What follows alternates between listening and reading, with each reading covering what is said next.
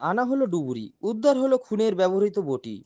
মধ্যমগ্রামের খুনের ঘটনায় আরতি ঘোষ ও তার মেয়ে ফাল্গুনী ঘোষকে নিয়ে আসা হলো ঘটনাস্থলে এবং আরতি ঘোষ নিজেই হাত দিয়ে দেখিয়ে দিল কোথায় সে অস্ত্র এবং যে মহিলার মৃতদেহ উদ্ধার হয় সেই মহিলার পোশাক আশাক ফেলেছিল।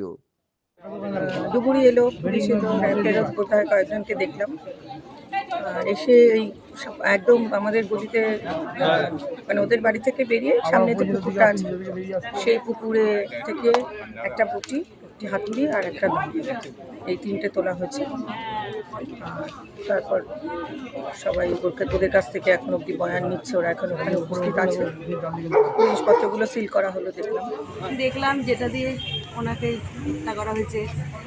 একটা হাতুড়ি পেয়েছে, বটি পেয়েছে, আর একটা দা পেয়েছে। শুনছি তো এই জামা কাপড় ফেলেও পেতে পারে, এটা শুনছি, এবার বুঝতে পারছি না কি ফেলেছে। একদম ভালো ছিল না, একদম ভালো ছিল না। আমরা এর আগে পাড়া থেকে সবাই অভিযোগ করেছিলাম থানায় যে এদের বিরুদ্ধে কিছু করা হোক, তো বাড়ি এলাকাও বলা হয়েছিল, অভিযোগ করা হয়েছিল। আজকে তার পরিণতি